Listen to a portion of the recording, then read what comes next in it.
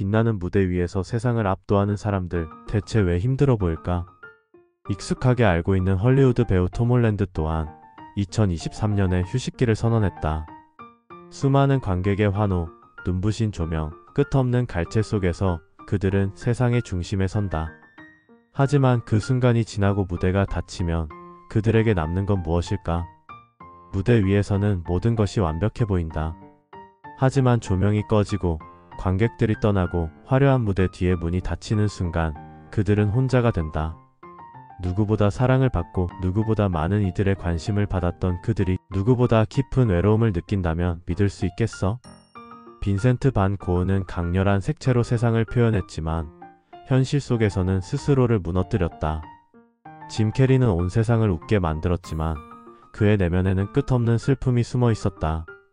마이클 잭슨은 무대 위에서는 신이었지만 무대 아래에서는 누구보다 불안했다. 그리고 로빈 윌리엄스, 그 누구보다 따뜻한 웃음을 선물하던 그는 결국 스스로를 지키지 못했다. 왜 이런 걸까? 왜 많은 예술가들이 극단적인 감정 속에서 살아가는 걸까? 혹시 당신도 비슷한 감정을 느껴본 적이 있다면? 지금부터 그 차이를 찾아보자. 예술가들의 감정은 왜 이렇게 극단적일까? 보통 사람들은 감정을 단순한 기분으로 받아들인다. 하지만 예술가들은 다르다. 그들은 감정을 그냥 흘려보내지 않아. 그 감정이 무엇을 의미하는지, 어떻게 표현할 수 있을지, 어떻게 더 깊이 파고들 수 있을지를 고민하지.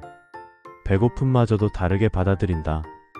보통의 사람들은 배가 고프면 밥을 먹어야겠다라고 생각하지만 너무 극단적인 표현일 수 있지만 예술가는 이 배고픔을 어떻게 그림으로 표현할까?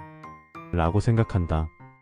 월급이 통장에 찍힐 때 보통 사람들은 이번 달엔 좀 아껴 써야겠다라고 생각하지만 예술가는 난 왜 계속 가난할까? 돈을 예술로 바꿀 수는 없을까? 라고 고민한다. 누군가는 그냥 힘든 하루를 보냈다고 생각하지만 예술가는 이 기분을 어떻게 노래로 만들 수 있을까? 라고 떠올린다. 어떤 날은 내가 이 일을 계속하는 게 맞을까? 이 길이 정답일까? 라는 질문이 머릿속에서 떠나지 않는다. 이런 감각적인 몰입이 창작의 원동력이 되지만 동시에 엄청난 감정의 롤러코스터를 만들어낸다. 감정의 깊이가 깊어질수록 그 감정을 조절하는 게 어려워진다. 빈센트 반 고흐는 감정에 깊이 빠져들었다. 그의 그림을 보면 색이 단순한 색이 아니다. 강렬하고 때로는 폭발적이고 때로는 어두워.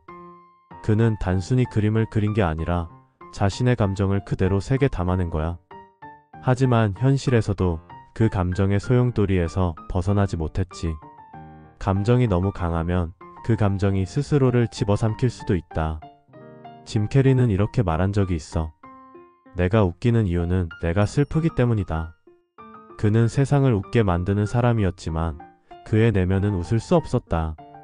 강한 감정을 계속 억누르고 그걸 웃음으로 바꿔야 했으니까. 하지만 결국 그 억눌린 감정이 내면에서 폭발해버렸다. 마이클 잭슨도 마찬가지야. 그는 완벽한 무대를 만들기 위해 집착적으로 연습했어. 하지만 그 완벽함을 유지하려는 강박이 점점 더 불안하게 만들었다. 결국 그는 불안과 스트레스를 견디지 못하고 다른 것에 의존하기 시작했다. 그렇게 다른 것에 기대다 보니 점점 더 현실과 멀어지게 되었다. 그리고 로빈 윌리엄스. 그는 우리에게 가장 따뜻한 웃음과 감동을 선물했다. 굿 윌 헌팅, 죽은 시인의 사회, 주만지. 수많은 명작에서 희망을 전해주던 그가 정작 본인은 늘 힘들어했다. 언제나 밝고 긍정적이었던 사람, 하지만 그 속엔 말할 수 없는 외로움이 있었다.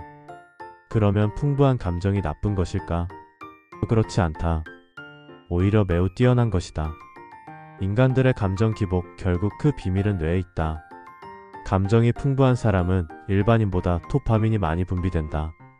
도파민은 동기부여와 쾌감을 담당하는 신경전달 물질인데 문제는 도파민이 많으면 감정이 쉽게 폭발한다는 것이다. 쉽게 말해서 가속 페달을 끝까지 밟아놓은 것과 같다. 속도는 엄청나게 빠른데 브레이크가 약해서 멈출 수가 없는 상태다. 그리고 감정이 풍부한 사람들은 감각 과민성도 높다. 보통 사람보다 색, 소리, 감정을 훨씬 강하게 느낀다. 빈센트 반 고흐가 색감에 집착한 것도 마이클 잭슨이 작은 소음에도 예민했던 것도 이 때문이다.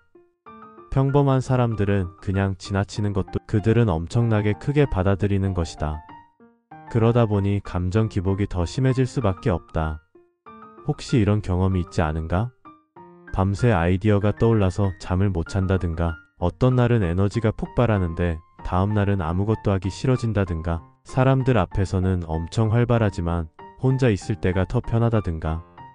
만약 그렇다면 당신도 풍부한 감수성을 타고나서 예술가적 기질이 있을 가능성이 높다. 그런 당신을 진심으로 부럽다고 생각한다.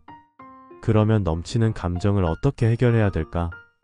감정 기복이 심하면 결국 번아웃이 온다는 것이다. 예술가들은 감정적으로 몰입할 때 뇌의 에너지를 엄청나게 소모한다. 그러다 보니 한 번에 너무 많은 에너지를 쓰고 나면 급격하게 방전된다. 그래서 작가들이 마감 끝나고 멘붕이 오고 유튜버들이 영상을 올린 후 공허함을 느끼는 것이다. 그렇다면 이 감정 기복을 어떻게 다스릴 수 있을까? 첫 번째, 감정 기복을 창작 에너지로 바꿔야 한다. 기분이 폭발할 때 그 감정을 그냥 두지 말고 글이든 그림이든 음악이든 무언가로 표현해보자. 감정을 작품으로 승화하는 것이다.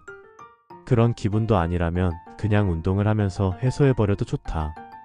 두 번째, 감정에 너무 휘둘리지 않도록 현실 점검 루틴을 만들어야 한다. 너무 몰입하다 보면 현실을 놓치게 된다. 일상 속에서 나를 지켜줄 수 있는 작은 루틴을 만들어서 감정을 조절하는 연습이 필요하다. 세 번째, 운동, 수면, 명상을 통해 뇌의 피로도를 관리해야 한다.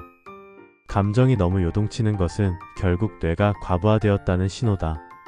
그러니 앞으로는 짜증을 내는 것보다는 내 뇌가 과부하됐으니까 좀 사라져달라고 친절하게 부탁해보자. 모든 활동은 신체적으로 균형을 맞춰야 감정도 안정될 수 있다.